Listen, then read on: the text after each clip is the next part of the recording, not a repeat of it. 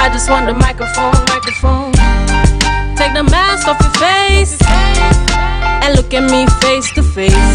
Good morning, good morning, good morning. Put a smile on your face when you're moving from place to place. Good morning, good morning, good morning. I wanna share my love, but it's gotta be with someone who's precious. You're never gonna get my love, accepting that you're real precious. You're never gonna cramp my style, baby, cause I get a lot of pleasure. And if you wanna test my style, you better have a whole lot of measure. Cause I'm a rock back chick, never tag along the never look back chick. Trendy, a little crazy, intelligently singing rock. Put a smile on your face when you're moving from place to place. Good morning, good morning, good morning.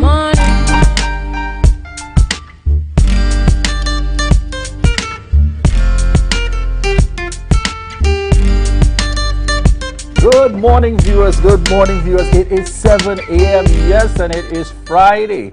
We continue to give God thanks. I am Julian Skeet. And I am Maria Richardson George, and this is the day that the Lord has made, and we will rejoice and be glad in it. Good morning to Tobago, good morning Trinidad. Those of you in the Caribbean and viewing us on the live, good morning, good morning. This is a big and beautiful Friday, Ria. And welcome all to the Tobago Updates morning shows. We come to you live here from the Port Mall in Scarborough. Ria Richardson George, lovely in your red, lovely in your red. Happy Republic going out to Trinidad and Tobago, and to all of you, Trinidadians, Trinbagonians living out there, viewing us this morning on the live. Happy Republic Day going out to you as we celebrate our Republic tomorrow, the 24th of September. So I decided today, Julian, I would red it up. That's all, just red it up. Indeed. I have chosen to do a mix of some white, red, and pink and green, and the variation of colors, Yes. showing the diversity of our people. All right. And now that I'm seeing that close-up shot, let me make sure and highlight immediately my barber there, classic cuts by Akilans. But as we continue this morning, Ria, you've seen the happenings yesterday in the House. I would have. With the presentation of the statement by the Chief Secretary. Your thoughts? Very interesting. There were a lot of things that happened yesterday that I am certain a lot of Tobago would want to weigh in. In fact, a lot of our viewers would like to weigh in on this morning.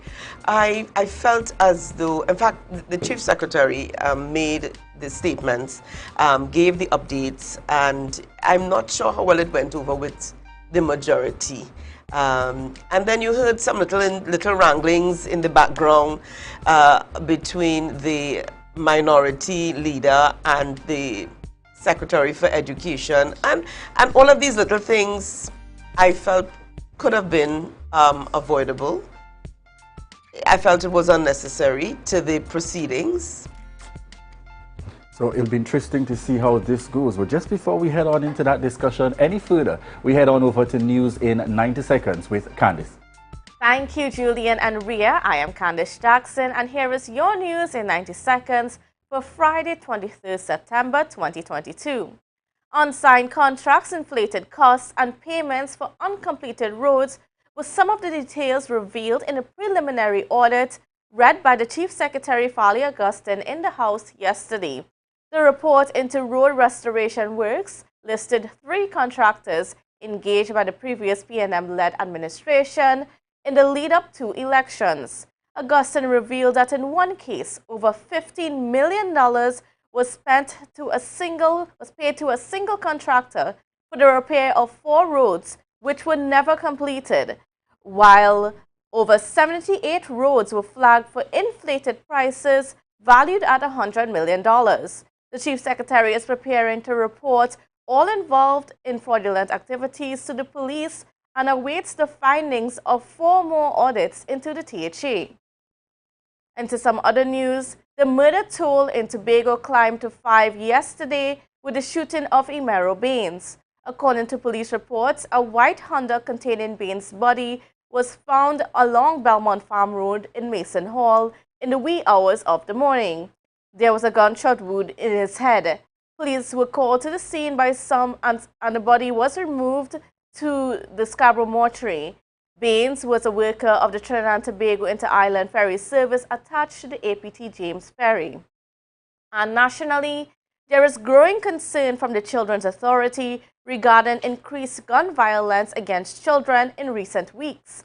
In a statement issued yesterday, the authority said recent reports indicate that while children are either enjoying playtime, paying respect to the dead, or spending quality time with their relatives, those periods of innocence, fun, and everyday routine have been marred by gun violence, leaving children and their families traumatized. The release noted that such acts of violence also underscore the need for society to restore the village in communities towards the protection of children. And that was your news in 90 seconds. It is back to you, Julian and Ria. Thank you very much there, Thank Candice. you there, Candice. Ria, indeed, looking at hearing it in the news there again, much information, and I had the opportunity, I was there at the sitting yesterday for the latter part, and very interesting in that those in attendance, similar that to those who were following on the live, because I was on the live initially and then went to the house itself. It's now temporarily set up in the Shore Park. So I realized, yes. In that area. And it's interesting to note as the information was coming out, it's almost as though persons were literally eating it up. Trying to digest it, wondering. In fact, you heard some utterances in the audience saying, those of us in the public gallery, call names, right? But I feel even without the names being called, Tobago is very well aware in terms of some of those names that they think possibly are the contractors being referred to in the circumstances. And as I made the point yesterday, it is one thing to bring forth the audit report, but it is another thing in terms of making a determination with regards to what's the follow-up action going to be. Right. And you saw indications by the chief, and it was interesting enough. The chief wasn't only putting this out to those on the opposite side or those who sat in administration previously, but he was also sounding a warning to his very own assemblymen that should you get caught up in the same kind of situation, please understand that the treatment for you is going to be very similar. As a means of saying to them very early, don't get caught up in things like that. Try your best not to get caught up in things like that and the same issues that you campaigned against. In terms of coming now as part of the current administration. So it'll be very interesting to see how the discourse goes. But even in the mentions specific to political leader Watson Duke and what would have been references, in terms of calling and engaging him. And what was particularly interesting was his closing note, where he spoke to the fact, indicating that Tobago ultimately loves you more than Port of Spain, and the day will come, and I found that quite interesting. Still wanting, and I suppose that's the Christian side of our Chief Secretary, that as someone said on Facebook, notwithstanding what appears to be very much, the tension and the issues between them, still giving to that commitment that on that day, should you need my help when the time comes around, I will still be the one to seek to rescue you, and indicating and reminding the political leader that as much as the focus is now on Port of Spain, Tobago loves you more than Port of Spain. Very interesting development. And the chief choosing to wear that blue suit that was purchased for him by the political leader, Deputy Chief Sec, former Deputy Chief Sec, Watson Duke, choosing to wear that blue suit that was purchased for him in London some time before. I guess to show some support, some not favor, but to show that, we're still good, things aren't as bad as they seem, and maybe there's hope. I say maybe there's hope for a better relationship between them in the future. Things may be a little rough at this point, but, there's always hope. Where there's life, there's hope, Julian. Indeed, and many are looking on.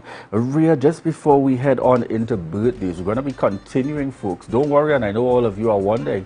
We're continuing the discussions this morning in keeping with some of the aspects raised yesterday within the Chief Secretary's presentation. And therefore, who do we start with on our rundown this morning, Ria? Very interesting. And we heard, you know, I'll leave it for the interview. We have on the program this morning, starting us off, is Kizelle Jackson, who is the deputy political leader of the PDP in Trinidad. And Kizelle Jackson is going to be on the program, to chat with us on the PDP splits from Tobago. Call my name Farley. All right, and I'm not sure how many persons would have seen that video that was circulating on social media yesterday.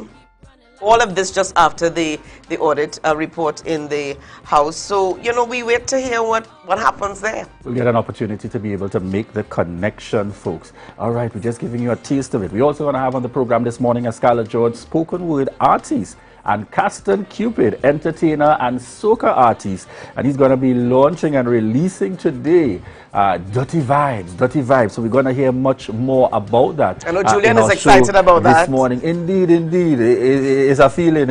We're in the season, you know, we're heading on in to the celebration of Tobago Carnival. All right. And at this point, folks, we head on into our birthday celebrations for today. And this is Beverly Renz. I call her Auntie Bev, originally from Trinidad, but living out in Queens, New York, celebrating her birthday today. So Beverly Renz, happy birthday going out to you from all of us, from Auntie Esther, the entire family. This one is dear and near to Ray Richards and George's heart. This is my daughter, my 26-year-old daughter. She turns 26 today. Happy birthday going out to you, O'Shea T.M. George, celebrating her birthday today. Lots of love from the entire family. Happy birthday, O'Shea. Happy birthday. We're also sending birthday shout-outs to Fanta Carrington. Fanta Carrington, wishing you a happy birthday. And this is the man himself. Some know him as Brother Bill, Mr. Brown.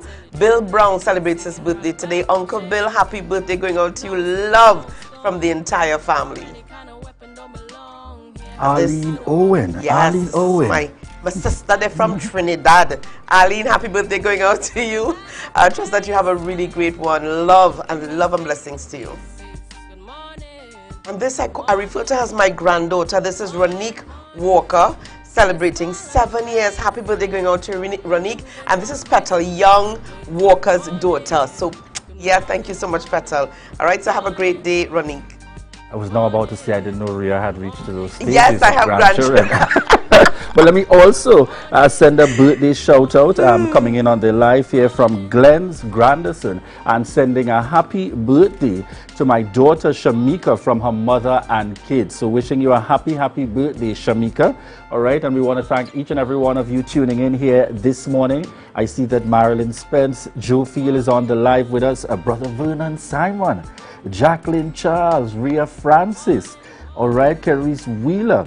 We want to say morning to each and every one of you, and thank you for tuning in. Selma Lashley, Annabelle Bay, all right, Deandra Hercules. But I like what Annabella B says here. She says, Candace, you look wonderful. I must say, you make that kiss truck look good. Apparently, when Candace was reading the news in 90 Seconds a little while ago, there was a kiss truck passing in the background. So Candace somehow made that kiss truck look good. She probably looks like a snack. All right, we continue here. Shout outs to Gifton Caesar, Locked On, Auntie Selma Skeet, my grandmother Ursula Skeet, all out there tuned in. And Christelle Washington Tom, those of you tuned in via TV, connecting with us, we want to say morning to each and every one of you. At this point, we want to thank you, those connecting with us via TV, those on the radio with us, and those online. Stay tuned. We'll be right back. This is your opportunity to share the live, share the live, share the live. Good morning, good morning. This world is getting so cold. I want to keep running like a soul. Security Services Company is the most advanced security service in Tobago. Ask about our cash and transit service. It's safe, risk-free, reliable, and timely. We provide safe banking delivery for all business types and sizes with highly trained staff, 24/7 monitoring, coordinated emergency response, and a well-maintained fleet of armored vehicles. Contact us at 660-7723 or visit our website at www.mi4securitytt.com to sign up today.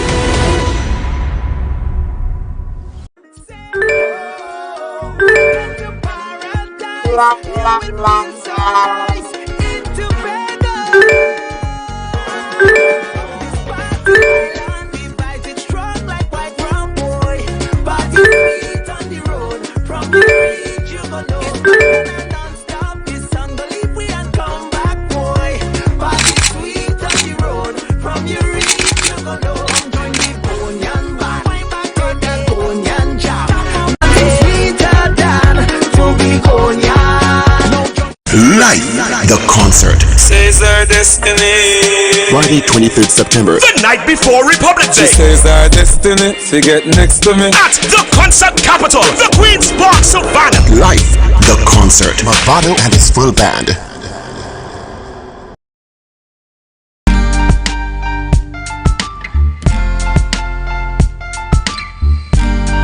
Put a smile on your face when you're moving from place to place.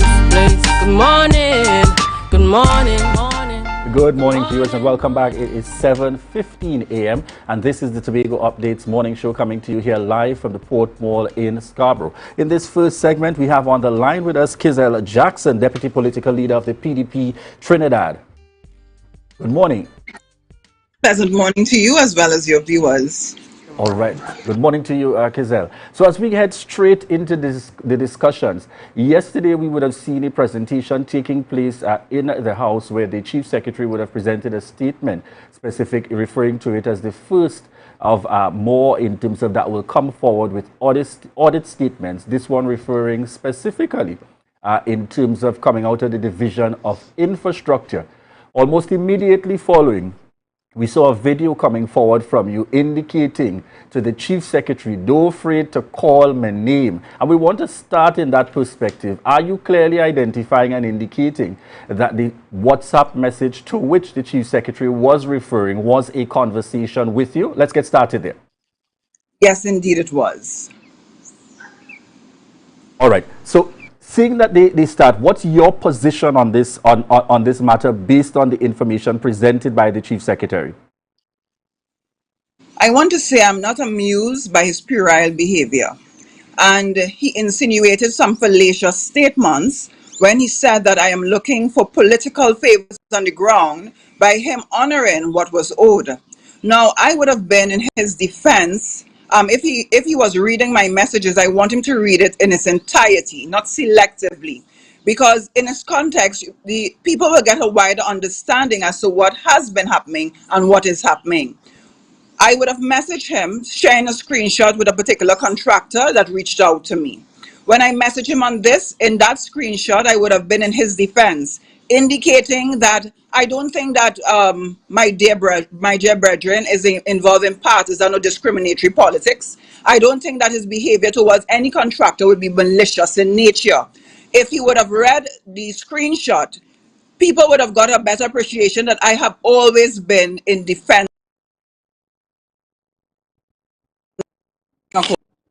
My phone just keeps going. So it was not a one against the other, because I saw Farley as a brother, which I still do see him as a brother, and it was not a defensive position. It was not one to put him in a position to make a decision that was wrong, that was erroneous. No, it was not that at all. I was asking him exactly what is happening. I was beseeching him for a meeting, because communication is the lifeblood of any organization, my dear friend. We need to have good, open and clean communication that one would allow for expression of what is happening on the ground in Trinidad as opposed to what is really happening in Tobago. All right, Ms. Jackson, and it's really good to have you on the program with us this morning. But why did you feel the need to treat with the matter so out there in the public? And we've seen this, we saw this just a few weeks ago with Mr. Watson Duke taking to the public domain, taking to social media with matters that one would have thought could have been dealt with, behind closed doors, within the party, within the four walls of the party. But why did you feel the need to treat with it so openly? I love the question that you are asking, because remember, things don't just happen.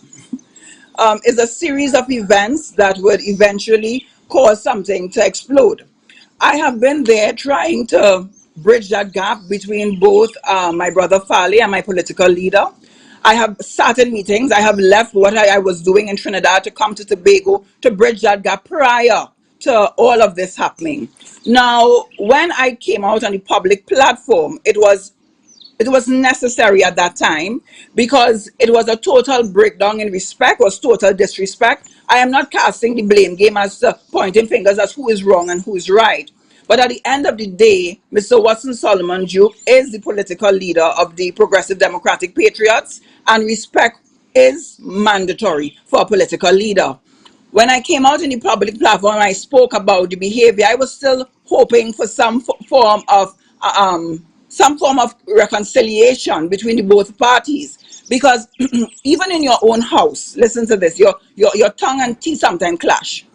In Yes. your own house, there's sometimes disagreement. It doesn't mean to say that because we disagree or we have a difference of opinion that all is lost. I was not of that opinion initially. However, I had to come out and say something. It's like, you have a sister and a brother and a father, and your sister know that your brother's behavior wasn't right. You could stand up to a brother and say, my brother, your behavior was disrespectful. Does it mean that I love you any less? No. Because if you go back to biblical standard, who God loves, he also disciplines, my friend.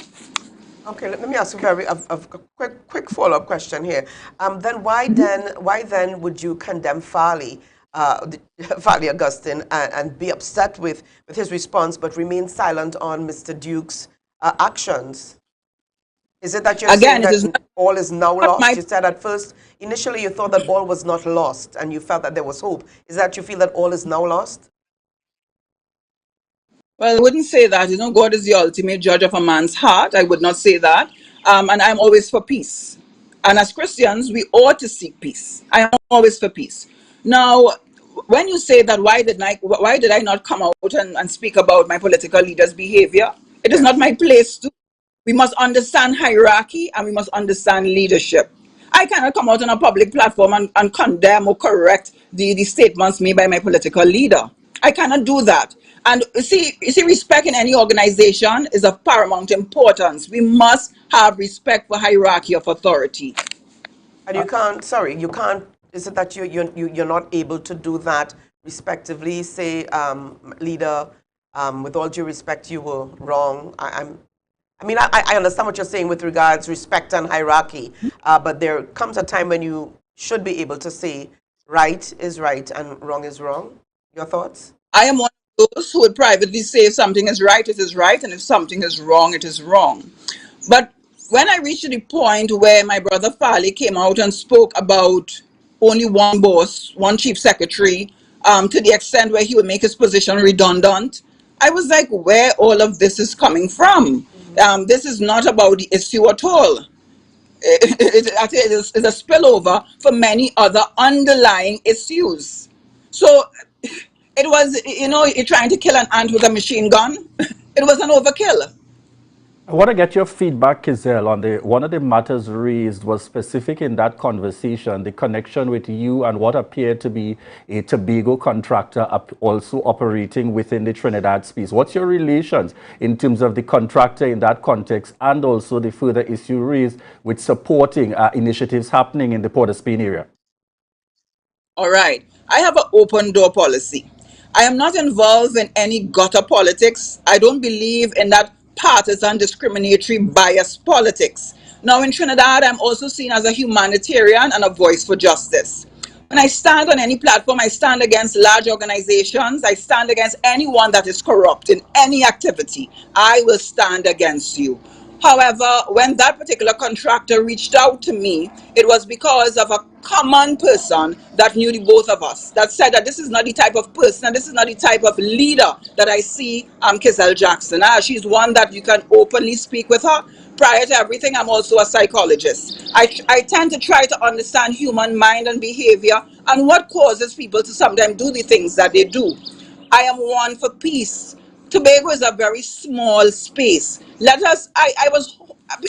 I had a utopia that is not realistic, hoping that we can move away from the wrongs of the former politicians, that we would not discriminate against a person because he's PNM or he is UNC, that we would not go firing staff or changing boards because they don't belong to a particular political organization, that we embrace all because we are from one country. Forget about the divide that politicians wish to pursue. This is the type of politics that I wish to engage in. So anyone from any party can reach out to me because right is right and wrong is wrong. I did not take a side. I quickly came back to my brother and I asked him, what exactly is happening in that Tobago space. And I also explained my situation, that I am on the ground and community leaders in which this particular individual is engaging with or even hiring, they are speaking to me about certain things that is happening. So it's not that I'm trying to be nosy or get involved in Tobago's business. But when Tobago's business is spilling over in Trinidad, then yes, I need to have a conversation so that I can give a informed reply. It is alleged, coming out of those discussions, that the reason for your follow-up seems to be that the PDP in particular, with its operations and its campaign in Trinidad and Port of Spain, stood to benefit. Can you please clarify? Of course, we stand to benefit. We stand to benefit when we have a good reputation. We stand to benefit when we have a good name. We stand to benefit when I can stand up and truly believe what I am saying and preaching. Of course, we do stand to benefit. Having a good name is beneficial to all. So yes, we stand to benefit in Port of Spain. When things go well in Tobago, it will augur well in Trinidad. So yes, we do stand to benefit. If he's talking about financial benefit, then I say to him, I have my court clothes ready for you. Okay. Let me ask you, have you sought to consult or communicate with Mr. Augustine since yesterday afternoon when he delivered that audit report? Have you all spoken since? Have you contacted him? Has he contacted you? No. We had a breakdown in communication August the 6th. There was a breakdown, a total breakdown in communication. Since And when August 6th? my brother Farley would say Watson's colleague, I found that very offensive, because I'm of the opinion that I'm also your colleague, my brother Farley. Why create that division? Okay, have you Do spoken you with not see him as a since? and a colleague? Between August 6th, because you said there was a breakdown since August 6th. Between August Correct. 6th and today, the 23rd of September, have you all spoken? Have you chatted with him? Have you said, look, I'm feeling, I'm sensing, I'm seeing? Have you said anything? I indicated to my brother Farley, come to me. I opened up my villa hotel to him free of charge. I said, come, let us sit down and talk. I was seeing the cracks that was showing prior to this. I said, let us sit down and talk, because no one wins. There's no winner and there's no loser in such a war, because we don't need to fight. If we are brothers and if we truly love one another, at the end of the day, love will bind us. Now, all what is happening here could have been avoided.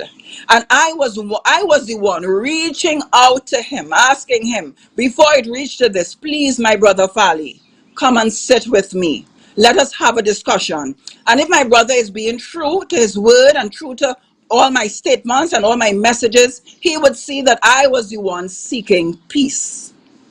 Deputy Political Leader Kizelle Jackson, after hearing the audit statement yesterday and the concerns raised, are you still in support of moving forward with the payment of said contractor that would have reached out to you innocently in an effort to seek some kind of payment or redress for the jobs done? I do not wish to comment on that, because I don't speak about things that I do not have facts on. I am not one that just love to simulate or hear myself speak. So I cannot speak about that. The chief secretary has a job to do along with other secretaries. They have a job to do and they will do their job. And if something is wrong today, it is wrong tomorrow. So I am in full support of whatever is right, whatever is correct, and whatever is true. Now, let me ask you here, with the obvious tension, I mean, it's quite visible that there is and evident that there is some tension between yourself and Chief Farley Augustine. Yet you refer to him, you keep referring to him as my brother Farley. What is this to suggest to the public? What I really want to suggest. There's a scripture in the Bible that talks about who really is a disciple. And how do you know a disciple? And a disciple is one that has love. Love binds us, and love is the mark of a true disciple. Now, in everything that is being said, I still refer to him as my brother Farley. to stand against something or to say that something is wrong doesn't mean to say that it is rooted in hate or it is rooted in anything that is negative. It's rooted in positivity, because I see that the PDP is still in its embryonic stage. I see that there's a settling issue in terms of leadership and roles, and I understand that that would happen for such a young organization. I am not one to ostracize or to go against or to create division. It is not my role and it is not my purpose. And I live for a legacy and I live to give an account to my God. So yes, he is my brother Fale. Yes, he may have made some wrong moves, whatever his motives were. I told him in a previous video that I also forgive him. Why I forgive him? And people may say, but what? Why is she forgiving him? Well, what is there to forgive? I forgive him because we are all being affected. I am being affected in Trinidad by the stain of the name of the PDP, by the stain of the division that is taking place. So yes, I am being affected. In terms of forgiveness, why do I forgive? Because we ought to. And I love him. And this morning I want to say to my brother Fale Chavez Augustine, I have nothing but love for you. We err, we make mistakes, but it's part of a human experience. We may stumble many times, but does hump in the road stop us from driving? It may cause us to slow down, but we continue to go nevertheless. Let us continue in truth.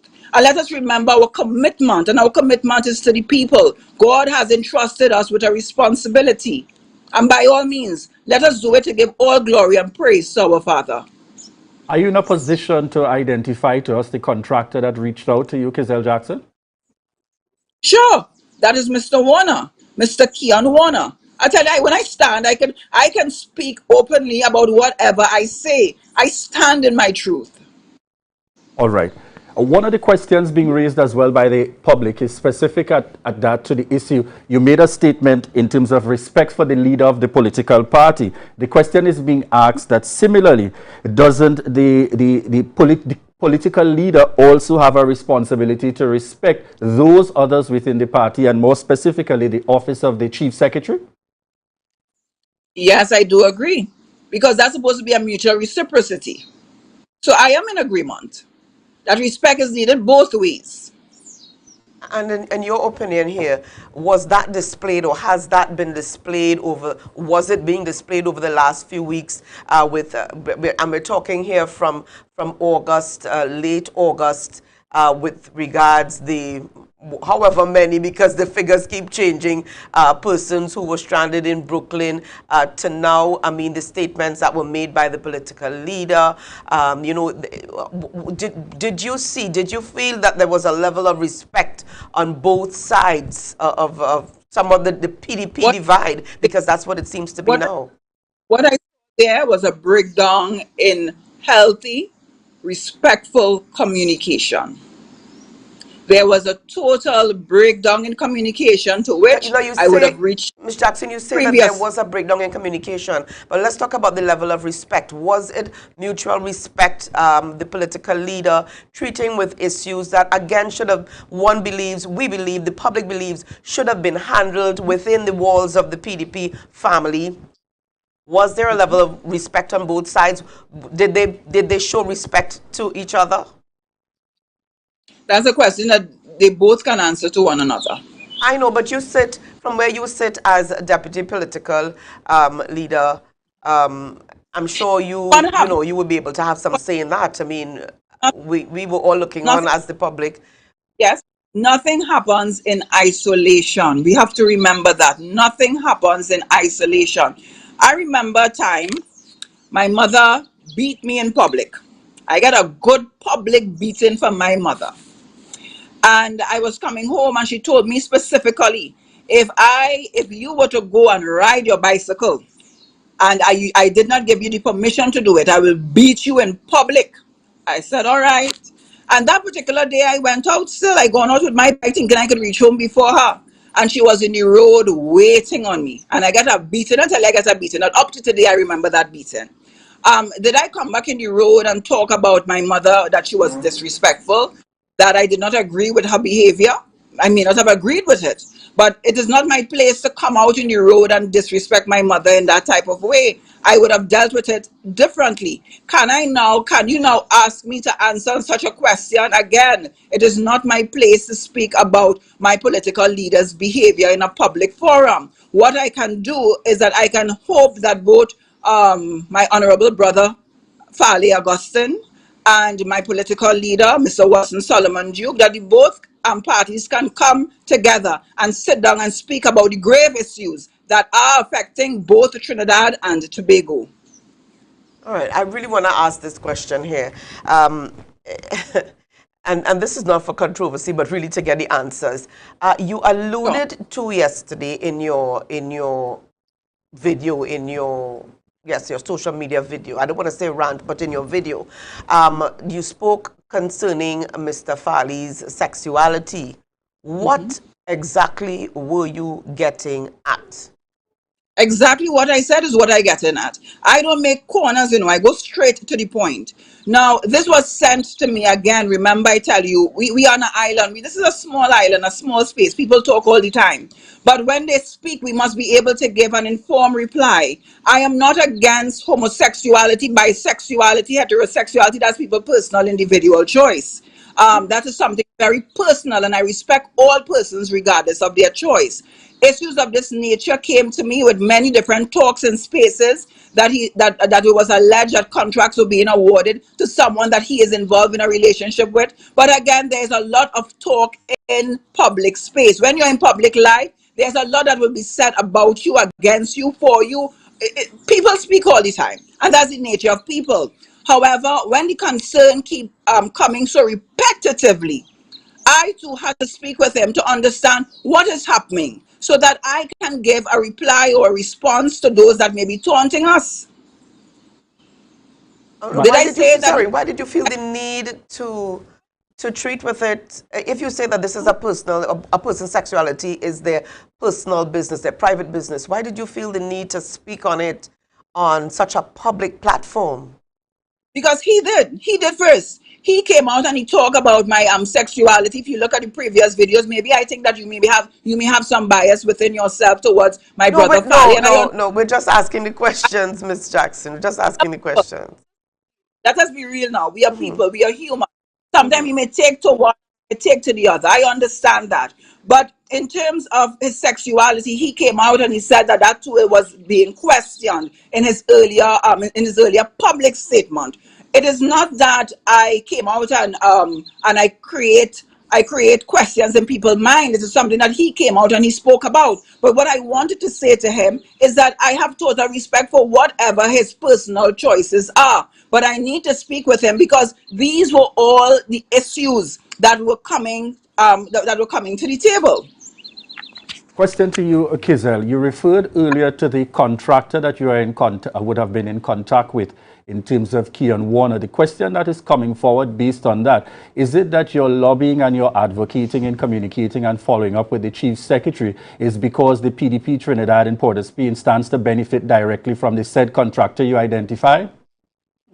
I am telling you, we do stand to benefit when we have good relationships. We do stand to benefit when we stand for truth and do what is right.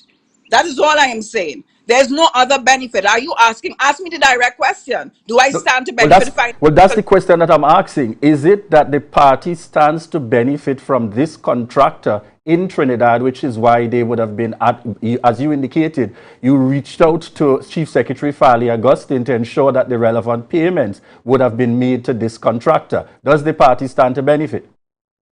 No. Financially, because I know what you're asking me. Does the party stand to financially benefit? And I tell you, no. How does the party stand to benefit from reaching out in this regard? Good. That's the question that you should ask me first. How do we stand to benefit because of a bad name? A bad name leaves a bad stain. Now, when people are talking in Trinidad space, remember, there are two different cultures. We are one country, two islands, and two different cultures. The conversations were one of malicious intent on Farley's behalf, to which I rejected. And if my brother Farley would be so honest to read my previous message that I would have sent him, I rejected that statement. I said that I do not believe that this is my brother Farley's position. So I was trying to even clear his name on the ground here in Trinidad. In Port of Spain, it was a conversation among many that, the PDP is not paying the contractors complaining about it, holding back money so which it is owing, stifling even the black business contractors in Tobago. So I reached out asking, if something is owing and we are owing it, pay the bill. But if it is owing and there's a reason why it is owing, or there's some level of investigation that needs to be done, okay, no problem. And when he indicated to me that an investigation was taking place, he read my reply, and I said, okay, I understand. As deputy political leader, based on the communication to which you referred earlier and the respect with the political leader, did all this interaction and the communication to which you're referring and the statements being made, is it with the full knowledge of political leader Watson Duke? Repeat your question again, please. Based on the statements that you have made earlier in relation to the contractor reaching out to the chief secretary and the other aspects that you have noted this morning, is all these comments being made with the full knowledge of the political leader, or is this exclusively the view of deputy political leader Kizelle Jackson? Today when I speak for myself, and I do not speak on behalf of my political leader, who can do so for himself. So is it possible that he's not aware of some of these things? That's what I'm trying to get at, the political leader Watson Duke. I cannot say at this time. No, I just want to clarify. The information and your communication with the chief secretary, is the political leader aware of this communication? What communication? What are you really asking? In relation to the contractor that you named and the follow-up with Chief Secretary Farley Augustine, is the political leader fully aware? Initially, that was a private conversation between my brother Farley and I. Since then? It was a private that I reached out to him to get some information as to what was happening. That was a private conversation that I would have reached out to him directly to find out what was happening. Mm-hmm. All right. Yes? All right. Yes. Now, very quickly here, Ms. Jackson, I know all of this would be a lot, but how does all of this affect the PDP's, I don't want to say chances, but I know that the PDP has been making inroads in Trinidad, looking at the upcoming elections and, really spreading yourself out there. How does all of this, how could all of this work against the party in Trinidad? It's a stain. It's a stain. It's just a stain. But sometimes, what was meant to break you down can be the beginning of building you up. Sometimes what was meant to be a disappointment can turn out to be an appointment. Because in all of it, my position remains the same. My commitment remains the same to the voiceless people of Trinidad and Tobago who feel as though they have been sidelined, who feel as though they have been marginalized by the ruling political party. Now, the question will be asked of many. The PDP, if the PDP can't get it right internally, how can you all do better for us externally? How can you all do better for us in terms of a country, running a country, because you all have internal fights? And again, I say to people, every family will have some level of disagreement. And it doesn't mean to say that we are no longer family. Every family. So to say that disagreements will never happen is unrealistic. To say that we will never have falling outs is unrealistic. But it's what we do when we have them. In closing, Deputy Political Leader Kizelle Jackson, PDP Tobago, PDP Trinidad, what do you say to the PDP in Trinidad and Tobago as a political entity, knowing that just some months ago, of course, the PDP would have done a very grand launch that took place at the Hyatt and so on, engaging, and we saw at that time what would have been the coming together, recognizing PDP Trinidad and PDP Tobago in terms of putting forward the best option, so to speak, for governance. What do you say to the people now that have given their commitment and those who continue to remain committed to the party? I say let us persevere, and I say we ought to be resilient, because now is the time for us to fight not internally. And you know, sometimes when you are close to a goal and you're close to something good, that's when the devil comes, you know. The devil don't come for you in your low moments. He comes for you in your high moment. But if we have the blessing of God, we will continue. And if God is for us, who can be against us? So let us continue in a mission, because this is a mission for God's people. This is not a mission for us individually. Yes? All right. Thank you very much, dear Kizelle Jackson, Deputy Political Leader, for making the time to be with us here this morning. And we will certainly continue to be in contact to follow the developments happening with the Progressive Democratic Patriots. All right. At this point, viewers, we want to remind you that this is your opportunity to share the live, share the live, share the live.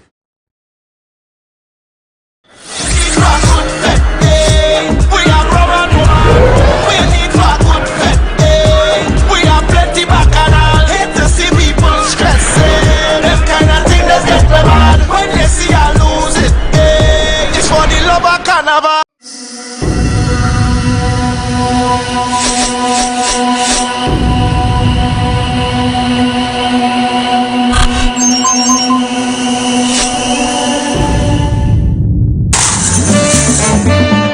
I come out to play. I come out to play. I come out to play.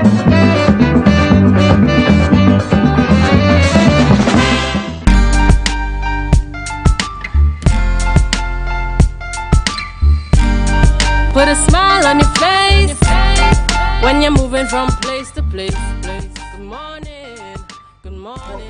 Good morning, viewers. It is 7:46 a.m. and welcome back to the Tobago Updates morning show as we continue with the discussions happening here in our Tobago space. Coming up in this interview, we have Max James on with us this morning as we continue the discussions on the happenings coming out of yesterday. Mr. Max James.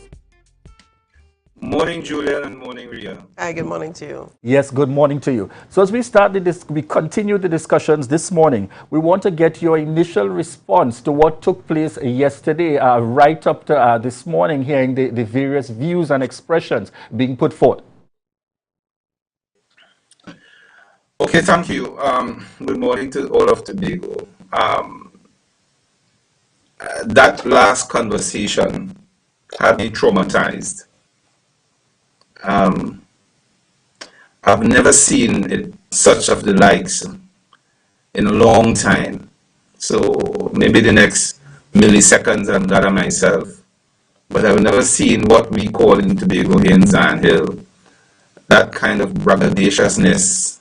It reeks of a mind that has been misled. And I can't tell you all what to do, but the aura that woman pushes, I really don't want to be associated with that kind of aura. It really had me on my back foot, but praise God, I'm able to recover. I really don't want to hear that woman again. It's not good for the Tobago spirit. It's not good at all for anything that is good. I'm really upset. Anyhow, let's quickly pivot to what took place yesterday. Ladies and gentlemen, I am happy that the Chief Secretary was able to stand up strong. I don't owe him anything. He doesn't owe me anything. But as a former assemblyman, a former custodian of the public trust that I am, I'm really happy to see that he stood up and the outcome could only be good. I think it is time for us here in Tobago, starting with every little child, that we begin to imbue in our children and hence the larger society the kinds of morale that we need for a successful country. What has happened over the past?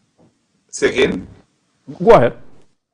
Yes, what has happened over the past period when the PNM has been in office up to today, certainly from the revelations, could not be good or can't be good for any progressive society, a sane society.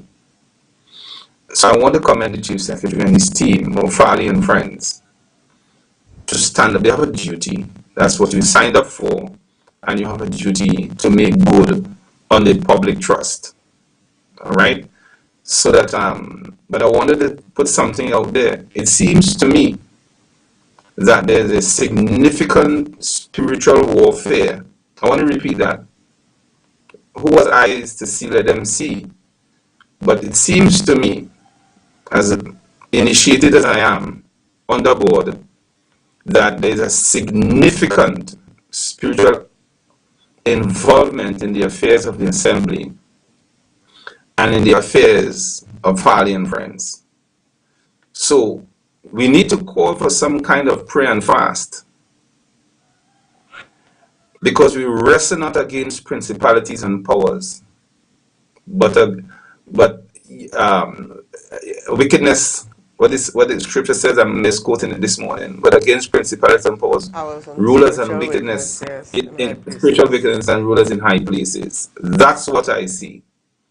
And each of them, each of the remaining Farley and friends, himself in particular, need two things. One, and I believe this is critically important, that he calls out all his remaining friends in front of the public and let them see, we will not be involved in any corruption, and I have not been in any corruption since taking office.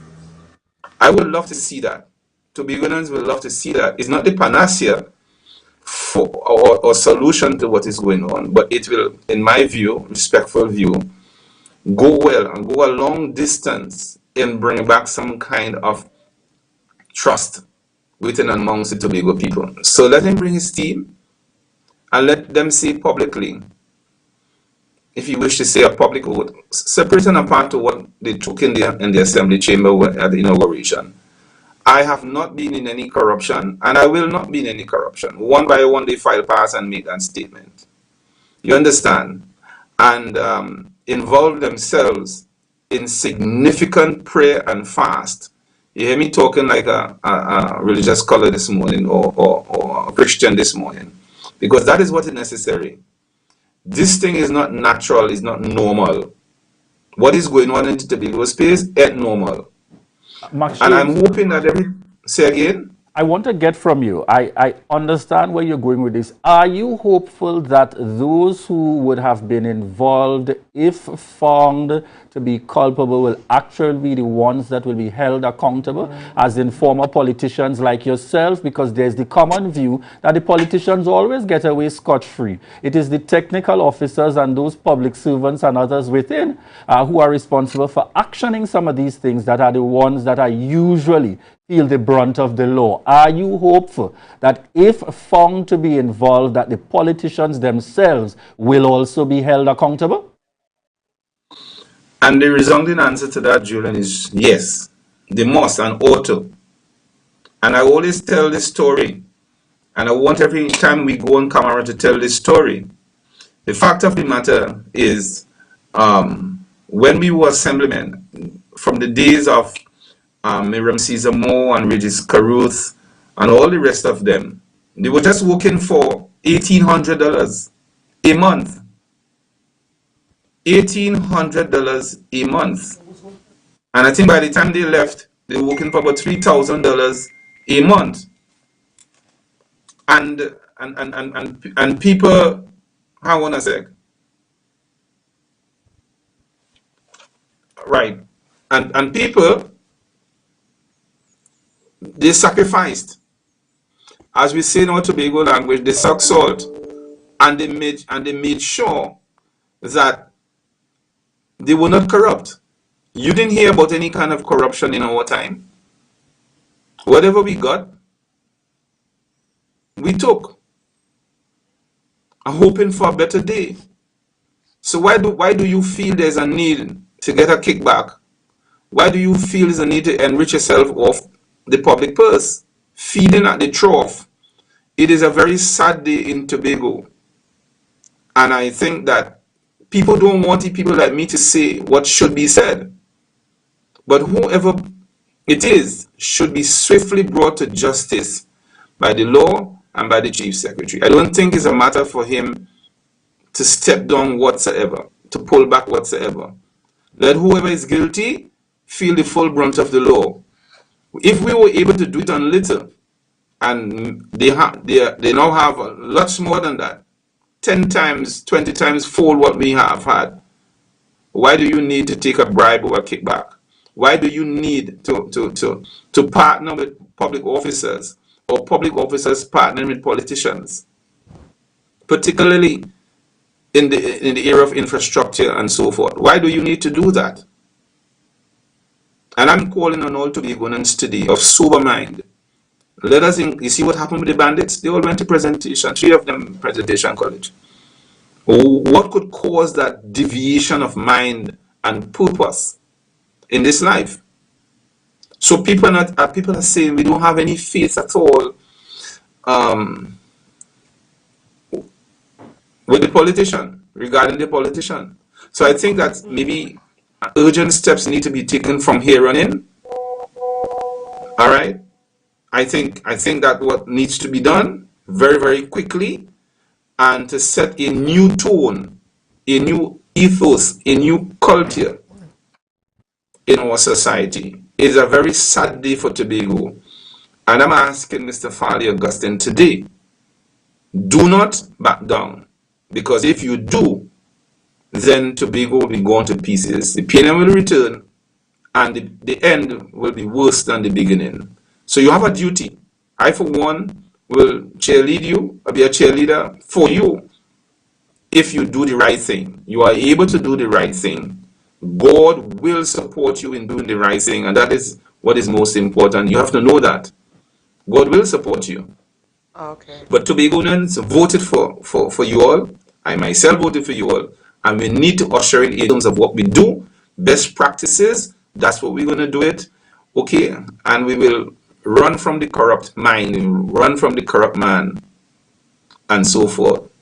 Okay. The Bible says you must not sit in the seat of the scorner and the evil one and the wicked. Your children, your grandchildren, your brothers and sisters and cousins. I am very solemn this morning because my entire spirit was provoked by that last interview. And we need to rescue. As I said, I can't tell you what to do. But that lady she's not television material. She is really disturbing. Okay, thank you. Let's not go down that road, because these are not the views of Tobago Updates. Let's zone in on what we are here for. But I'll take those last few comments there, Mr. James, as your closing comments. All right. But we want to thank you for being on the program with us. Always happy to hear from you on Tobago's issues. So we thank you so much for joining us this morning. Julian, it's been quite an interesting morning thus far, and I'll tell you this. I'm glad that we had Ms. Jackson on the program this morning. I saw that our views went up to about over 700. And I saw the comments that were coming in. And, you know, it's times like these when and the thing is, when you're in public, you open your life to the positive and the negative. I am glad that Ms. Jackson was on the program. I'm glad that we had an opportunity to chat with her. I'm glad that she was able to clear up some things, you know, regardless of what has been said, but more so, Trinidad and Tobago needs to, I think, have some hope, have some answers. We need this. I'm a bit disheartened, a bit saddened by the open display of what's happening within the party. I mean, yes, parties before would have had their internal wranglings, but this somehow seems to be a different level. And I think at the end of the day, what's important is that, you know, as media, and it's important for all of viewers to understand, we've got to share the perspectives of each and everyone. Everyone. And interesting enough, this is only one of the other follow-up, feedback that we anticipate. We've heard from 2 so far for the morning in relation to the coming out of that statement and so by the Chief Secretary. And imagine this is only one of, I think there's 4 more that's due to be brought forward based on other areas within the Assembly. As I rightfully, as I indicated earlier, it is just, we just wait to see if after the coming forward and the putting out of this information in one context and the associated follow-up and actions that will be taken, if in truth and in fact we find that the actions seem to suggest that persons were definitely caught in aspects of wrongdoing, and we saw a number of questionable things raised yesterday by way of the facts being presented by Chief Secretary Farley Augustine. It is really a different time for us here in the Tobago space, and it can only be different fundamentally if there's action. Because to me, it's not the first time you're going to hear concerns being raised in relation to areas within the governance of this country in Trinidad and Tobago. The big question for me ultimately is we wait to see the action that would follow in terms of treating with these issues, and really to see if at that time our current politicians, which have been given, I think it is by the fate of God, that all within the current construct of the Assembly are a fresh batch of persons within the Tobago space and in the Tobago politics within the last few years. And let's see how that turns out ultimately when the time comes for even the tough decisions on behalf of Tobago. Will we be willing to set that same standard? All right. And, even on that, I want to go back to the naming of names during that first interview. Now, Ms. Jackson would have, the question was asked if she was in a position to name that contractor, and Ms. Jackson would have named names. Now, I have to say here, the issue here of safeguarding Tobago updates, at this point, we do not have proof of that. At this point, we do not have proof of that. Yet, Ms. Jackson did call names. So I have to say here that at the end of the day, the views of Kizelle Jackson are not, and I stress here, not the views of Tobago Channel 5. Now, what Ms. Jackson said on Tobago Updates. What Ms. Jackson would have said there, I saw the look at you, yes, my apologies. Reflect ultimately the views that would have been expressed. But we're not over yet, folks. We're not over yet. Coming up, we have Dirty Vibes release happening today. Caston Cupid, entertainer and soca artist. So stay tuned, folks. Remember to share the live, share the live, share the live. We'll be right back.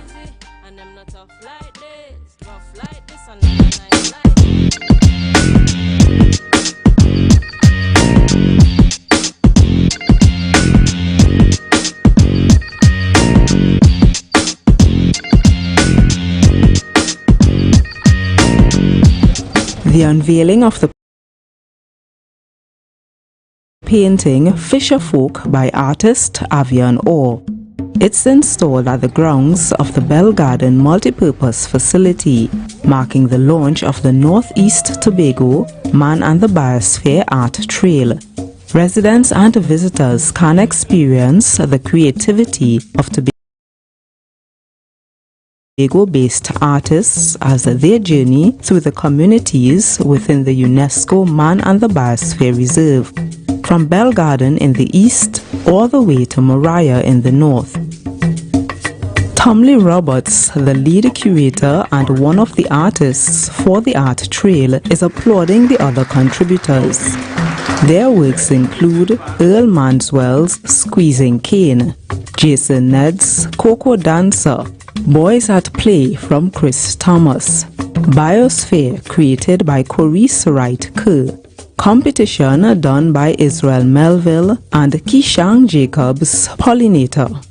This time around, we now have the privilege to walk through a community, drive through a community, and actually celebrate the art by our local artisans. So we now have the opportunity to leave an indelible mark on the development of our country and the island. The Art Trail project originated from the Environmental Research Institute of Charlottesville, ERIC. The initiative helps to promote the objectives of the Man and the Biosphere status. This international recognition focuses on activities and programs that foster natural and cultural preservation, eco-friendly businesses and recreational activities for both our land and sea, and the promotion of research and educational opportunities. The Northeast Tobago artists and our team aimed at reminding people how precious our environment is, how much we are connected to it, and how much we depend on it. Many of us will connect with paintings from childhood memories that are so dear to us. These are memories as well as environment we currently live in or worth preserving, taking care of and improving. The initiative has gotten support from the Trinidad and Tobago United Nations Small Grants Program, as well as various divisions of the Tobago House of Assembly. It will polish our tourism product and boost awareness of our prized natural resources and encourage greater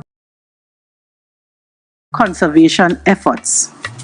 Thank you for your commitment to environmental conservation and development and for partnering with us. The Division of Food Security, Natural Resources, the Environment and Sustainable Development is pleased to be associated with this project. What is happening with these art installations is that we are forcing people to stop and to look, to park up and to come out, to take a photograph, to understand how our people for generations, for many generations, have lived in harmony with our environment. This sculpture, titled Are We Own, made by Tomley Roberts, stands tall along the art trail. It was unveiled earlier this year in celebration of UNESCO's Man and the Biosphere program's 50 years of existence. It's located at the Main Ridge Rest Stop facility in Bloody Bay. Other land and marine-based sculptures will be revealed soon as part of this art trail experience. That was a production of the Department of Information, Office of the Chief Secretary, Tobago House of Assembly.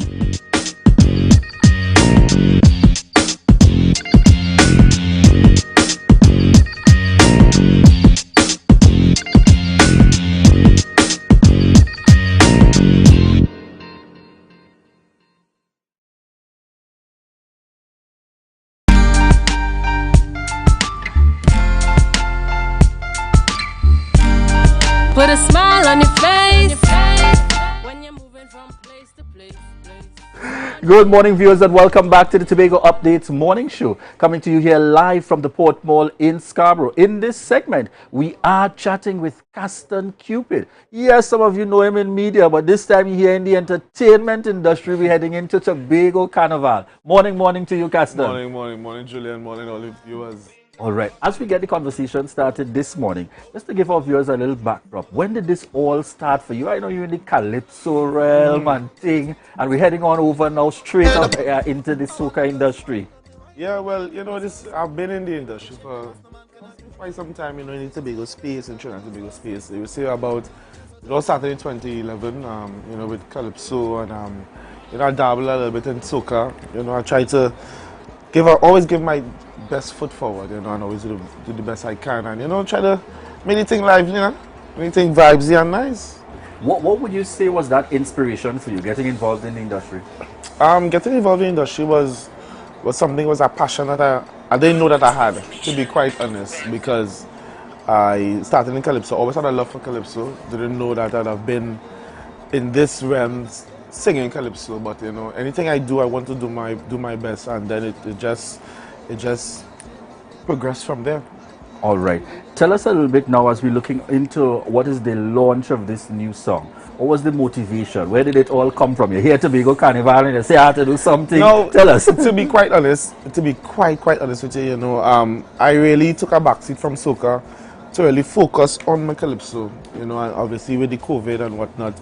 But I didn't stop thinking about it, feeling about it, writing about it. And the inspiration for this came from, I think Tobago needs to market Mud Mass. The inspiration with this song because every carnival has their market. Grenada has their Jab Jab, St. Vincent has their mashup, Trinidad has their Pretty Mass. I think Tobago, in my opinion, Tobago Mud Mass has always been something unique to Tobago, and it's really, this song is based on something like that, and it is a Juve vibe, as you could say. You know what I mean? So yeah. All right. So what can we look forward to in the music, particularly this time around? Well, as we prepare to put forward and to launch that song here today. What you can look forward from me is that this is just my first release of the season. You know, I just think it's just about getting about right. I started with some, you know, a nice groovy. The song was written by David Walker. And, you know, it's a rhythm, a matter of fact. Right. Just 3 persons on the rhythm. David Walker himself on the rhythm, a guy from Nigeria, UT. The song was mixed and mastered and produced in Nigeria. So really trying to, you know, transcend the music beyond Trinidad and Tobago as I try to really, you know, push the envelope a bit. And this is just one of probably 3 or 4 releases you will see from me for this season because Tobago Carnival is here, and I think it's a prime opportunity for Tobago artists to showcase and show their talent, and it would be remiss of me if I didn't do so. You know So it's what I mean? almost as though you felt like you had a natural responsibility to ensure obligation. that you make your contribution. Yeah. I need to have my contribution felt, embraced, loved, you know? It's a space where we have to do what we have to do. And me personally, I want that, you know, Tobago artists. I don't like the terminology a Tobago artists. We are artists. But since we're going with the terminology Tobago artists, I don't want to say lead the way. I want to show that Tobago artists can produce quality music, and you know, the music I'm playing Tobago alone, you know, Trinidad and Tobago, we could battle with the big guns as well. All right. Interesting that you'd say battle with the big guns on a morning like now. We're going into the music. we're going straight on into the music, Caston. Does this mean that we can also look forward to seeing you performing and in the lineup here within the Tobago Carnival? Well, of course, I am open for bookings in every single fete, boat ride, party, christening, everything. Once you have music and you want vibes, Caston Cupid be there. We did.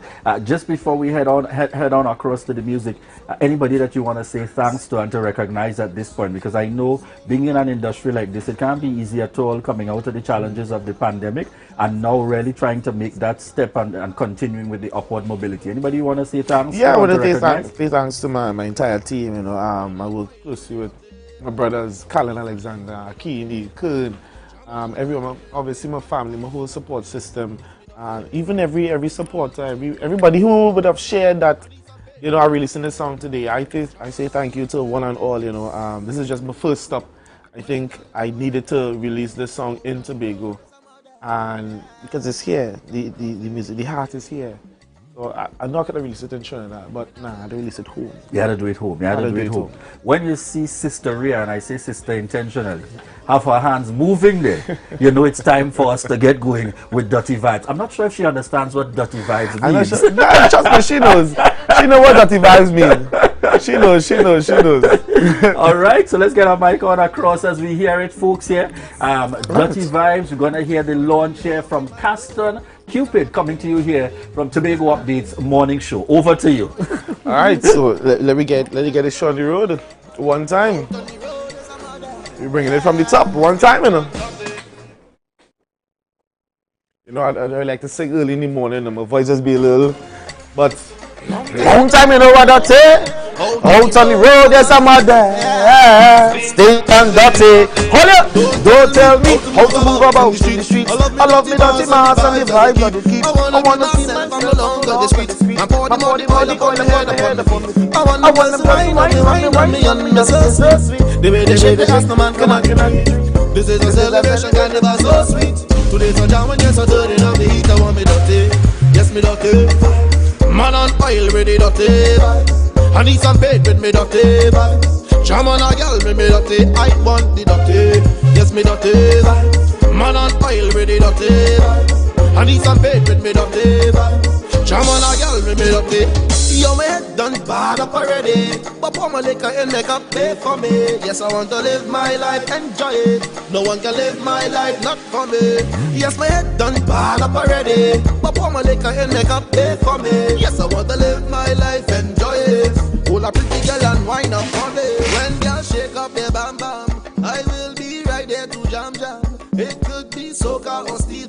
Them girl, them ready for action. So I'm going to launch an invasion on all them gal and they bam bam. None shall escape, yes, that is my slogan. Man, you already know it's the program. We're not coming with me, dirty. Yes, me dirty. Man, I'm dirty. I need some pay, dirty. Jam on a girl, dirty. One day. Yes, me dirty. Man on oil, don't pay the favor. I need some pay, don't pay the favor. Jam on a girl, dirty. Wow, wow. Well, you don't know already. Out on the road, yes, I'm there. Stink and dirty. Hey, when I tell you already. Out on the road, yes, I'm there. Stink and dirty. Don't tell me how to move about. Just pour more liquor in my mouth. When you see me coming through, you already know I'm on do. Don't tell me how to move about. Just pour more. When you see me coming through, you already know I'm on do. When you're coming with me, dirty. Just me dirty. More than oil with me, dirty. I need some paint with me, dirty. Jam on a girl with me, dirty. I want me, dirty. Just me, dirty. More than oil with me, dirty. I need some paint with me, dirty. Jam on a girl with me, dirty. Wow. Well, you don't know already. Out on the road, yes, I'm out there. Stink and dirty. The dirty vibes. It will be on YouTube today. You'll share it. It's Tobago Carnival. We just want to share the love. And this for the mud band. Yes. This for my class. Yeah. You see, I had to give a social kind of shake in studio. But I'm done ready for Juve morning and I'll represent for Rhea and I. Because you know, viewers, Rhea will not be there. Rhea will be at the camp. Rhea will be at the church camp. We can safely say it, but Caston, all the best to you. Let me say here that I've known you for a long time. I am proud of you. I am proud to see where you started and where you are today. Your voice certainly has gotten better with age. Seasoned, more seasoned. Can we say more seasoned? You see, like seasoned. Fine wine. Trust me, I work on it immensely. Yeah, thank you so very much. It's good it's really good to see you. So all the best to you. Viewers, we want to thank you so much. This has been the launch of Dirty Vibes here with Caston Cupid coming to you from the Tobago Updates Morning Show. Yes, folks, we're heading into Carnival. It's that time, Tobago Carnival. Let's ensure that it's a tremendous success as we have a good time with all the dirty vibes, whatever that means. Bye-bye, folks. This has been the Tobago Updates Morning Show. Bye-bye. Caston Cupid, you continue. Dirty vibes this morning, boy. Done up already, but pour my liquor and make up pay for me. Yes, I want to live my life, enjoy it. No one can live my life, not for me.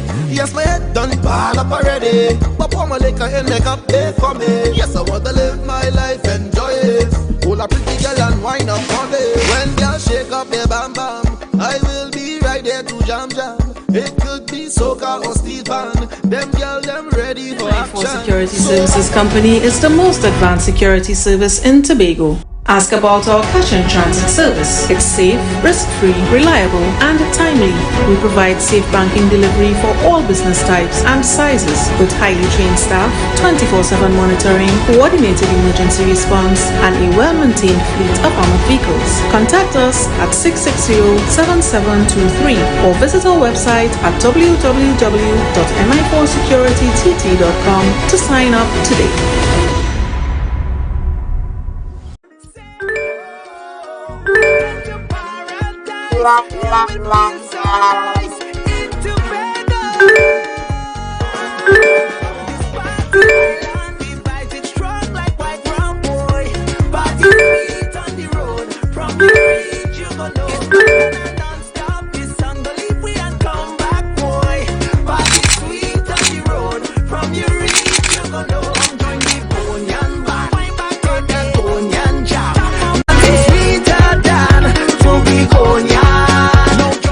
Live, the concert. Says our destiny. Friday, 23rd September. The night before Republic Day. She says our destiny to get next to me. At the concert capital, the Queen's Park Savannah. Live, the concert. Mavado and his full band.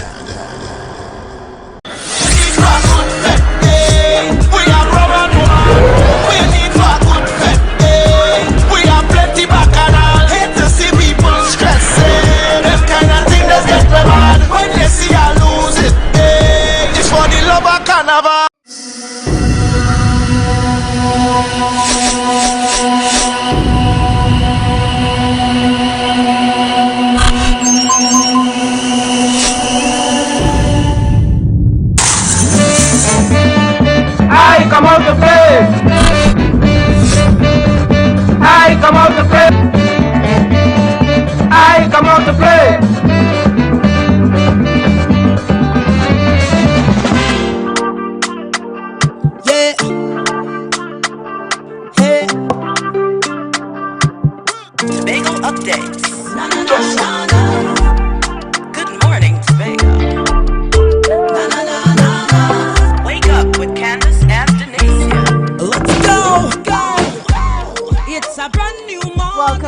morning, Tobago. On Tobago Updates, your source for current affairs in Tobago, Trinidad, and the region, with the perfect conversations to complement your morning routine. I am Kizelle Jackson, and let's get started with the news in 90 seconds. Unsigned contracts, inflated costs, and payments for uncompleted roads was some of the details revealed in the preliminary audit by Chief Secretary Fali Augustine in the House yesterday. The report into road restoration works listed 3 contractors engaged by the previous PNM-led THA administration in the lead-up to the elections. Augustine revealed that in one case, over $15 million was paid to a single contractor for the repair of 4 roads which were never completed. Meanwhile, 78 roads were flagged for inflated prices valued at over $100 million. The Chief Secretary is preparing to report all involved in fraudulent activities to the police and awaits the findings of 4 more audits into the THA. And now on to some other news. The murder toll in Tobago climbed to 5 yesterday with the shooting of Imero Baines.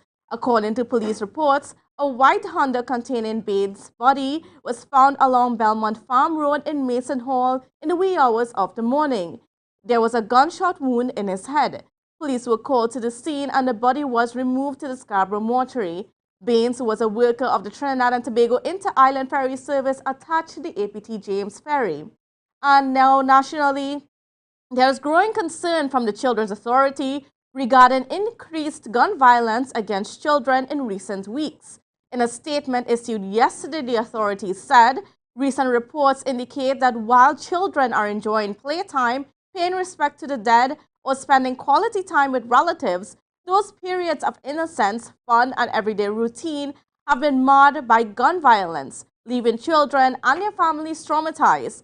The release noted that such acts of violence also underscore the need for society to restore the village among communities towards the protection of our children. And that was your news in 90 seconds. And of course, coming off from our morning show, we had quite a heated discussion. It was quite spicy this morning, but we are going to be continuing our conversations in regards to what happened in the House yesterday. Now, the Chief Secretary, if you were able to tune into it yesterday, the Chief Secretary would mention that the 3 contractors that were named in the report cannot be revealed at this point in time because there are still some more steps in the process that need to be done. There's some more consultations with their legal team in regards to, what exactly is the next step, but it is certainly being compiled to be handed over to the police and those authorities to take action on it. Now, these are some serious allegations coming forth, in terms of the mishandling of funds, money paid for roads that were not done, money paid for roads that were done but were quoted at inflated prices. There were unsigned contracts. There was no scope of works.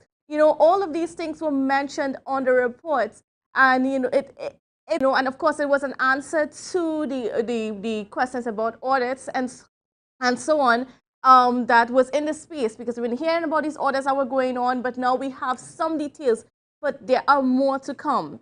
So joining me on set this morning virtually, I have none other than Dr. Winford James, a political analyst within our space. Good morning and welcome to you, sir. How are you doing?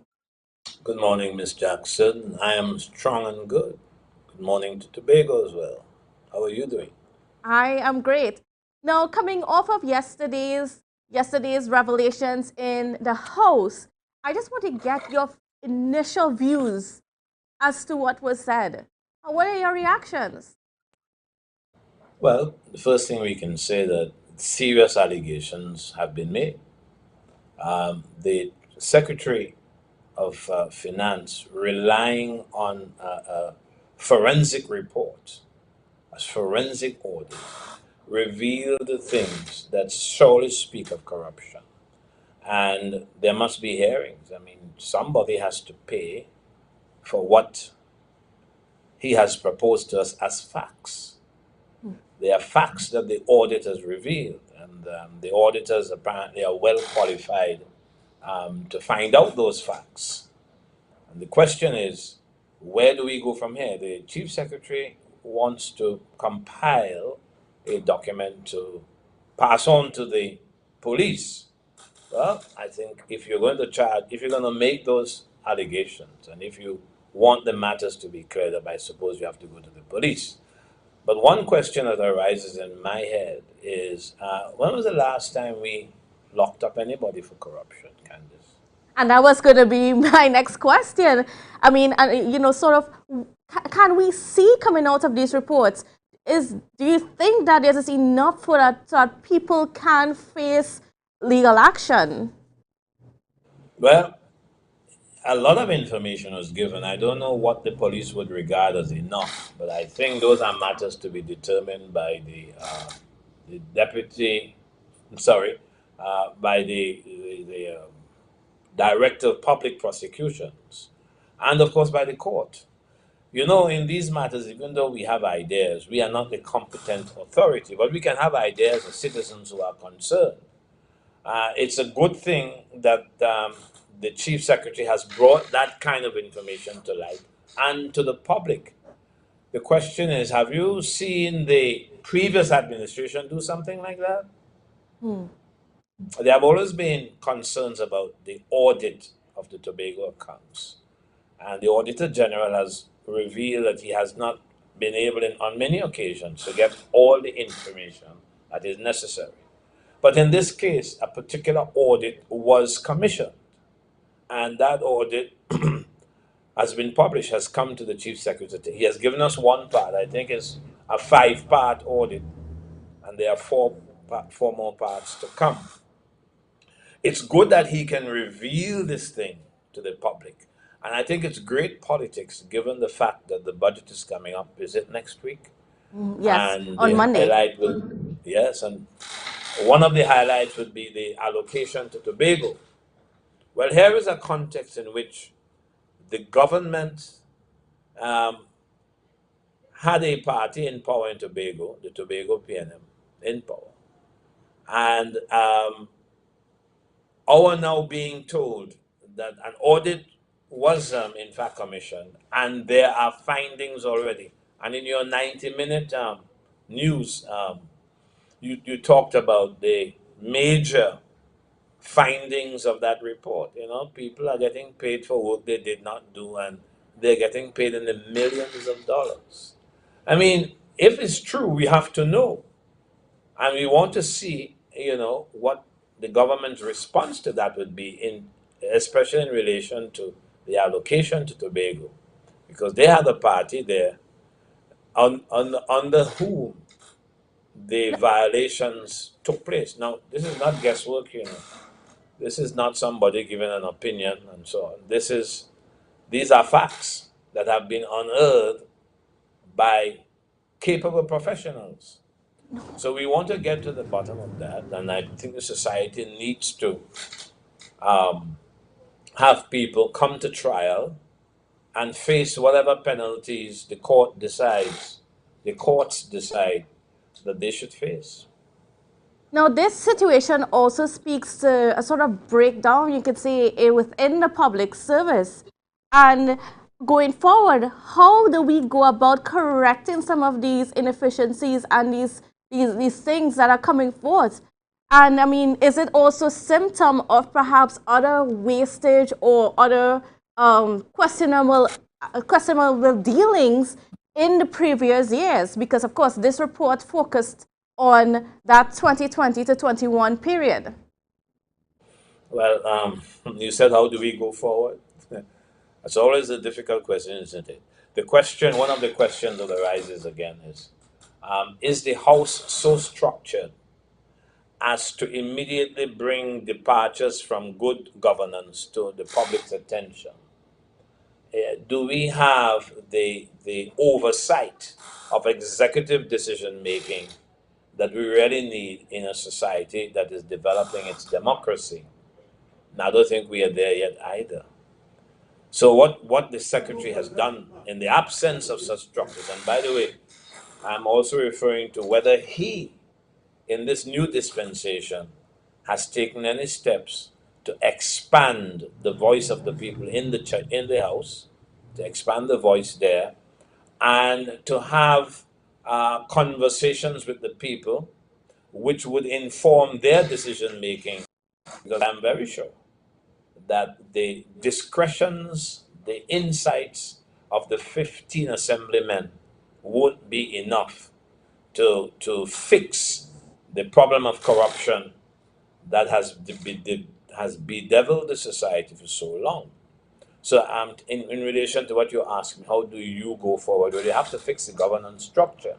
You've got to get people in the House that are holding the executive to task, holding them to account. So that's one part of it. The other part of it is to have the courage to do the investigations and to pass on the results of your investigations to the law enforcement authorities. So we need to do that. Now, I don't know, Candice, if we can guess that the PNM would have done that, would do that in the future, because they did not do it when they have these alarming revelations. Could you imagine, Candice? People are being paid for work done on contracts not developed, not signed, and for work that has not been done. That's an abuse of the public trust. Now, Sorry? well, I was just moving forward the conversation a little bit, and I just want to get your perspectives as a political scientist. Now, in terms of even just the timing of this report being made in the House, in relation to all that's happening within the political space right now, especially between Mr. Duke and Mr. Augustine, what does this revelation or this presentation of this preliminary audit, what does this do for Mr. Augustine and the members, that those 13 in the House right now? Well, yeah, he certainly has won some points here, given the context that he has found himself in politically, with the fallout between himself and his political leader, with the government in the Tobago House of Assembly being run by people other than the political leader of the PDP, as in fact, shall I say, negotiated on the hustings, on the campaign by the PDP itself, you know. So we know the difficulties that Mr. Augustine faces, and we know that those difficulties are exacerbated by the fact that their political leader is not with them right now. He doesn't have a portfolio in government because he resigned from his portfolio, and of course he has told us that he wants to run things. So we know the context, but credit must be given to Mr. Augustine for, in fact, being in a position to tell the public that an audit, a forensic audit has been done, and it has revealed certain disturbing facts. Now, whether in fact this was the revelation of these facts was planned for yesterday, that is to say, in September, I don't know. I do know that the secretary that he would bring this audit sometime around now. And apparently he has achieved that in that 90-minute presentation yesterday. And more is coming. So yes, that puts him in good light. So I think that he has more lifelines. He has he has gained himself more points, more political points. And I believe for a little while, because there is more to come, he will continue gaining points.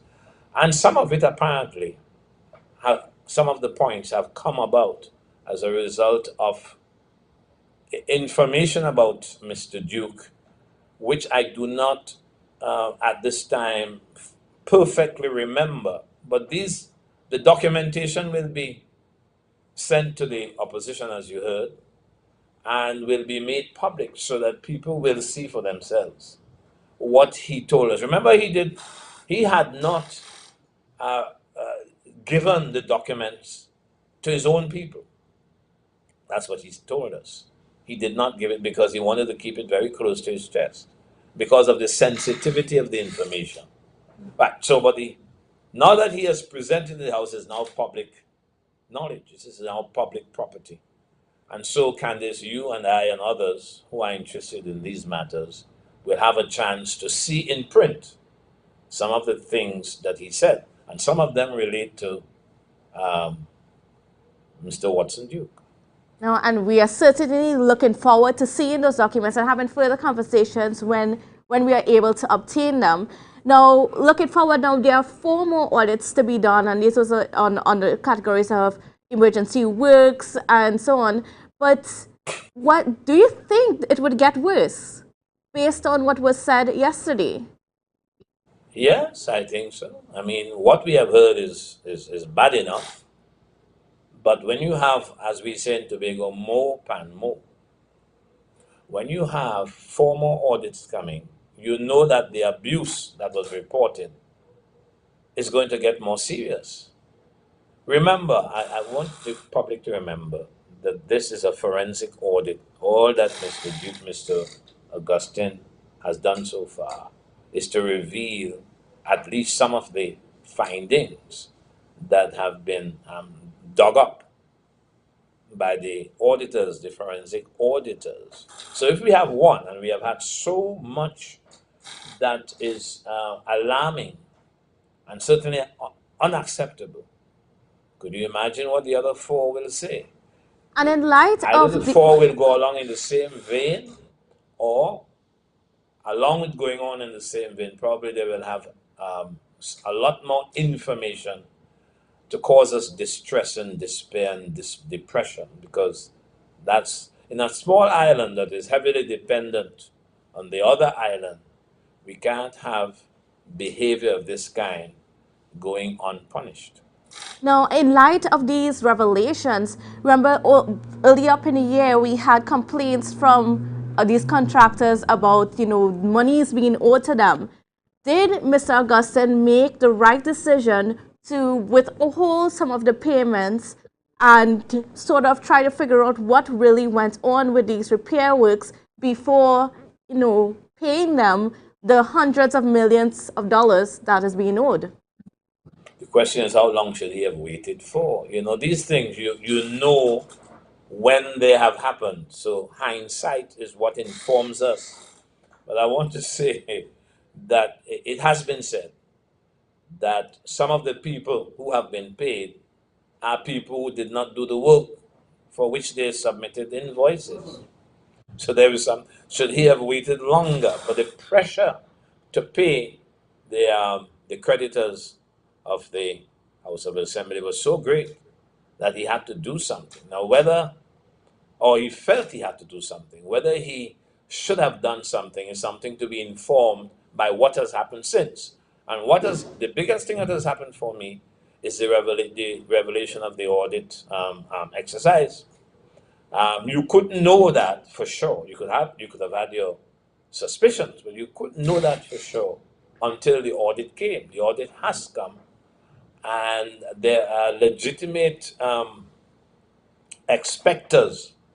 There are people who have a legitimate expectation of being paid, who will now probably have to wait a little longer than they have already waited, because they also have their creditors. They have to pay their bills as well. Yes. But if you're handling the state's money, you have to approach the handling of that money with the most care, the utmost care that you can. And this is just one indication of what this House of Assembly is doing in relation to handling the public's money. I want to say to this, Mr.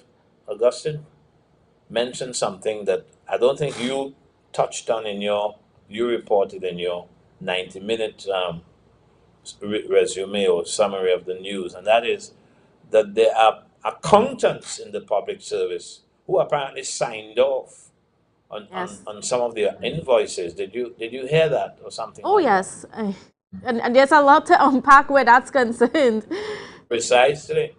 Who are these accountants that signed off? And what was the authority that they had to do so? And whether, in fact, were they supported by some executive council note? Did they use their own personal discretion? Were they in cahoots with the contractors of the various descriptions that have been given to us of them?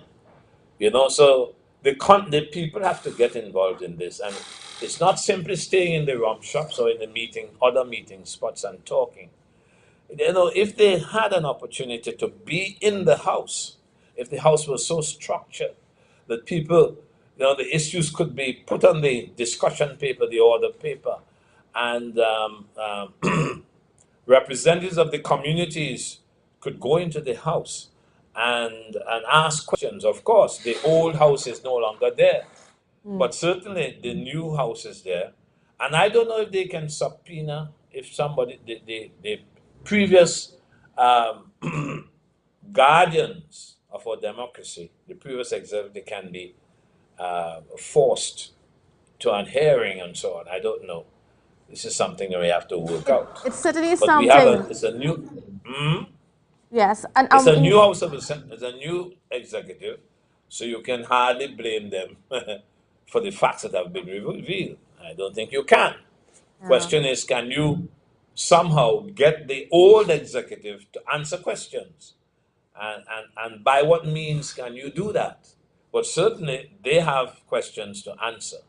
But I was complaining about the lack of structure in our governance arrangements that would force public figures to face the public for the way they have used the monies that have been entrusted to their care. Yeah. And definitely in terms of, trying to see how, what power that the people of Tobago have in terms of treating with these revelations. And of course, we are looking forward, us, the people of Tobago, we're all looking forward to seeing those documents when they are able to be released to the public and to get more details as to what really went wrong and, who are these players that are involved in this situation. Totally, I agree with you 100%. Great. Well, Mr. James, Dr. James, I just want to thank you so much for being on the show. So, and again, this is something that's going to continue to be, we're going to be digging further into these audits and these revelations. I mean, we have the budget coming up next week. It's going to be an interesting ride. But for now, we just take a quick break, and then we'll be back right after this.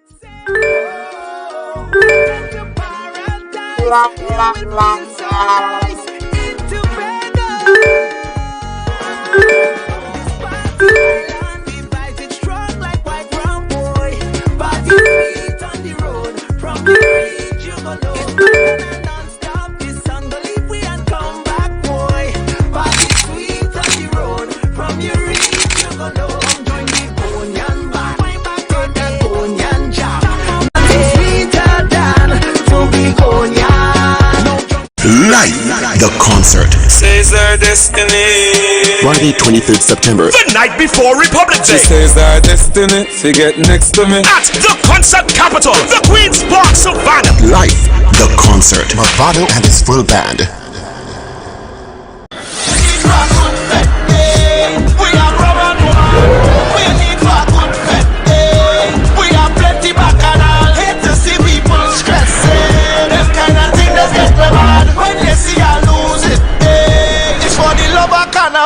It's a different type of thing down there. And we party till we drop down there. With a lot of pretty girls down there. Down in Tobago.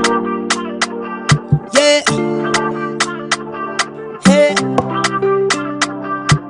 Tobago updates. Good morning, Tobago. Welcome back to Good Morning Tobago on Tobago Updates. Now we are moving on with our discussions here this morning onto another serious matter within our space, and that has to deal with, the fostering of children. And to speak with us, we have the team leader of the foster department in the Children's Authority, and hopefully I'm going to get this name right, Miss Anjuli Tiwari de Fagu. Hopefully I got that right. Hi, good morning. It's Anjali Tiwari Defaj. Defaj. Okay, great. Welcome to Good Morning Tobago. Now, September is adoption month for, our children within our society. And, it is important to have these discussions because we have a lot of children within our space that need assistance. Now, first of all, I just wanted you to speak to us from the point of view of the Children's Authority in regards to what the Children's Authority is accommodating for the fostering of children as well as the adoption of children in Trinidad and Tobago. Sure, no problem. Thanks so much for having me here this morning. And it's really important to differentiate from the get-go. It's foster care and adoption month for September. And there is a difference between foster care and adoption in Trinidad and Tobago, and a lot of people don't know this. Foster care is temporary, adoption is permanent. So a lot of people wonder, why would I opt for temporary care when, a lot of people do want that permanent care of children? But what we're trying to get the public to know and recognize is that the reason that temporary care is so essential is that when we get calls about children who are being abused or neglected or who are at risk, sometimes what we need to do is remove them from that space of danger or risk and place them in a safe home, a temporary space, until we could find out all the details, do our thorough investigations, maybe find alternative family members or alternative fit persons. And that's why foster care is so important. So a lot of people get turned off by that temporary nature, but it's really important to understand that it does play a role in our child protection system, and it really is an important part to play. When we talk about foster care and even adoption, we tend to be sort of hesitant because of the terms, but in reality, it's actually, very similar to aspects of our culture, especially here in Tobago, when it comes to kinship and that sort of thing. So I would like you to elaborate a little bit more on that. Sure. And it's true, a lot of people in Trinidad and Tobago, we sort of, turn our nose up at this sort of temporary nature. But like you said, it's a very normal part of our culture between both islands, and in particular in Tobago. It's something that we do anyway. It's something we've been doing for centuries. We help others out, whether it's a distant relative, somebody from church, somebody from the village. We take them in, we provide care for that temporary time period until they can return to their families or alternative care. And the difference between foster care and that sort of kinship care is what we are doing now is the legislation sort of guides us so we can do our relevant checks and balances. We do have an assessment process.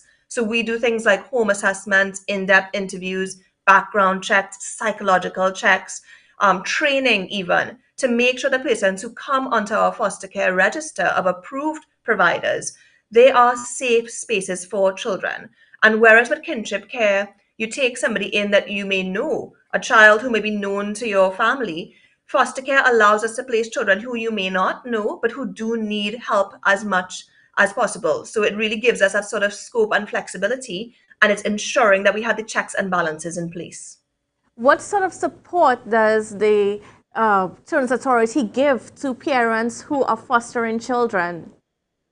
Sure, and I'm glad you asked that, because it's not to say we just take a child and place them with you and leave. We are supporting you throughout that entire process, holding your hand. So once we place a child with you, we're offering support to the foster care providers, as well as monitoring the child, because we do need to report back to the court to let them know how the children are doing. But we're offering support such as psychological support, mediation support, training, as well as foster parents do receive a stipend for the children in their care. So it's important to note that stipend is not a payment to the individuals, because foster care is a voluntary thing. What we do is we ensure that when we do our assessment and approval, that financially you can take care of your own needs, but that stipend that's being paid to you is actually for the needs of the child. So we pay different stipends depending on the needs of the child. If it's a baby, an older child, a child with needs. So those are the different types of support that we do offer. And when you are a foster care provider, you do have a caseworker attached to you. So you're always in contact with them. If you have any questions, any concerns, any emergencies, we are there at your side helping you along the way. Now, people also can be intimidated by the fact that there is so much attached to it and so much, I like say, bureaucracy attached to it. But is it easy or is it difficult to work with? Does the bureaucracy come in the way or hamper a parent just being able to foster a child in need? So I really don't want people to get caught up in that sort of, red tape bureaucracy. These are things that we are legislatively guided to do. And if you think about it, there's so many things in the news we see on a daily basis about children being harmed by people that they know. So these checks and balances are really to ensure that when we remove a child from a space of danger, we're placing them in a safe space, and, we do as much as we can to ensure that it is a safe space.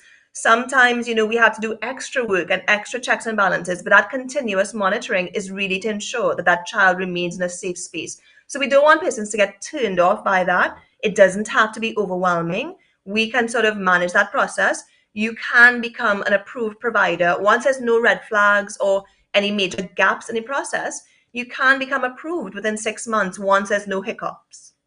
How much is it needed in Tobago? Like, what is the need like? So at present, we currently have around 70 foster care providers across Trinidad and Tobago. But in Tobago, that only includes 6 providers. So it really shows you sort of imbalance. While Tobago is obviously smaller than Trinidad, the need still exists. We still get calls all the time for placement in Tobago. So we really do want to encourage persons to step up, get in touch with us, find out a bit more about foster care if it's right for you. We only have very few children's homes in Tobago, and we want to step away from, whilst the homes have been doing as best as they can, we want to step towards more family environments for children, because children do prosper better in family environments. They get more one-to-one care. So we really do want to encourage persons to think about foster care if it's for you, especially fostering not just babies. A lot of persons come forward and say they want babies or toddlers.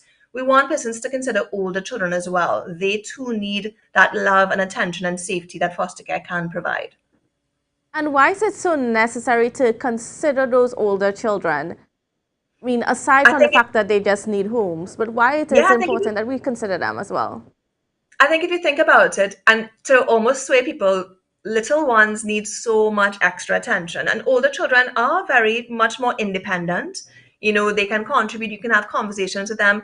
It's really that make or break period in their lives. So if you think about it, we have so many teenagers or preteens or even 10-year-olds. It's really that point in their lives where we can, assist them in making that change. Getting an education where they may not have had an education before, having their needs met, it could really change the trajectory of their future. Give them that hope, give them that beacon of light until they make the next steps in their lives. So we do want persons to think about whether an older child is for you. Oh, there's that old saying that it takes a village to raise a child. So I just want you to, explain a little bit more about that, and how adoption and foster care is part of that whole cultural notion that it takes a village to raise a child. I think one of the things that we say often at the Children's Authority, child protection is everybody's business. Our children, our nation's children, are our responsibility. It saddens me every day when I read the newspaper and we see so many things, horrible things happening to children, our children. It's not their children, it's not somebody else's child. This is our nation, our future. And I really and truly feel, even though foster care is quite early in its genesis in Trinidad and Tobago, as far as under the management of the Children's Authority, we really we hope that one day our foster carers outnumber our children's homes. We have so many options for children that we're not struggling to find. I would say, at the Children's Authority in Trinidad and Tobago, we do have a placement crisis. We're always on the lookout, when we get calls for placement of children, where can we safely place this child? And unfortunately, foster care, we don't have the numbers that we need to match the needs currently being met. So we really want persons to really think about how they can, by becoming a foster parent, you can change our nation. You can play your small role in changing our future. Now, sometimes attachment issues are a concern when fostering children. I mean, how is that treated within the Children's Authority? So I think a lot of people are scared by foster care, not just the temporary nature. They always think, why am I going to invest my heart, into a child if they just have to move on and leave? But I think I want persons to maybe step away from those thoughts and think more about the child. Let's not think about our fears of getting attached, because in our day-to-day lives, we have gotten attached to people, whether it's teachers, whether it's people who've moved on, who've gone away, children who've left the home. We get attached and we say goodbye, and we can, and we will support you through that process. It's going to be tough, but we can support you and we will support the children in your care. But we want you to think about the end goal. If a child can be safe in your care, whether it's for a short period or not, and they can feel loved and safe, and if they have the opportunity to be placed back with their families, that's a beautiful, amazing thing. We don't have to have a broken nation. We have children who can feel safe within their families because we've given them that space to heal. We've given them time to get their acts in order, get things in place. And that's what I want to stress on. Foster care is allowing families to get back on track. And that's the bigger picture. So I really want people to sort of refocus, not think about the attachment and, oh, it's going to be hard. Yes, it's going to be hard, but big picture, we're going to support you through that. And if children have a chance to be with their families, we want to be part of that. And is there counseling also offered with the foster care for both the parents and the child? Yes, definitely. We offer therapeutic intervention as well as counseling. If it is at any difficulties throughout the process, we do have that support in place. So persons, we do encourage our foster parents to communicate with us, let them know what support we need. We also do have ongoing training, to make sure that their skills stay up to par. So we do support our foster parents along the way. It really is creating a team around that child. Great. And for people who want to get connected and to find out more information, how do they go about doing that? Sure. We encourage persons to give us a call on 627-0748. Our extension is 40988. That's a foster care unit. Or you can email us on fostercare@ttchildren.org. Or you can even walk into our Tobago office and ask a little bit more about foster care. We really want persons to chat with us, find out if foster care is for you. So you can also go to our website, which is www.ttchildren.org. Great. Well, I just want to thank you so much for being on with us and for just telling us a little bit about foster care. And I would just like to give you the last word as to, why people should really, give this a serious thought. Sure. I think the last thing I'd like to say is to encourage persons to open their hearts and homes to foster care. Don't let that thought of getting attached deter you. Think about the love that you can provide to a child, letting them know love and stability and safety for that period, and let that encourage you and motivate you. So we really want to thank you today for giving us this opportunity to raise awareness on foster care. Certainly. And we thank you for coming on with us and sharing with us that information. All right, well, viewers, I just want to thank you, for joining us today. Today was a very interesting day. We are going into Republic Day tomorrow. We are going to be celebrating 46 years as a republic, having our own head of state and, forging our way forward. And as we think about us being a republic, we should really consider what are we doing for our country and how are we taking charge of our democracy going forward. And part of that is, taking care of our children, because our children are our future. And there are a lot of children that are suffering out there. So, get connected with the Children's Authority, see how you can help. I know that there are many of you watching that are in a position to help. And, so it's just getting connected and open up your homes and your hearts and seeing what you can do to help our nation. And those are some of the things that we need to reflect on as we celebrate Republic Day and we celebrate, what makes us really Trinidad and Tobago. How do we, as citizens of Trinidad and Tobago, what do we do to, what is our part to play in ensuring that this is really a great country? So viewers, so just some things to consider as we go through the weekend. There's a lot happening over the weekend. We have the Roxborough celebrations. Tomorrow, starting off with a parade at 9 a.m. So, yeah, something to look forward to.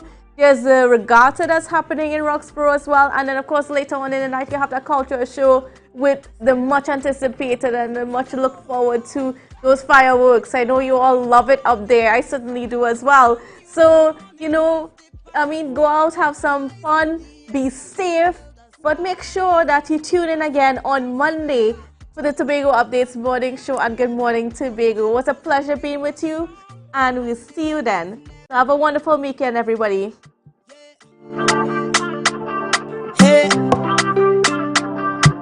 Tobago Updates.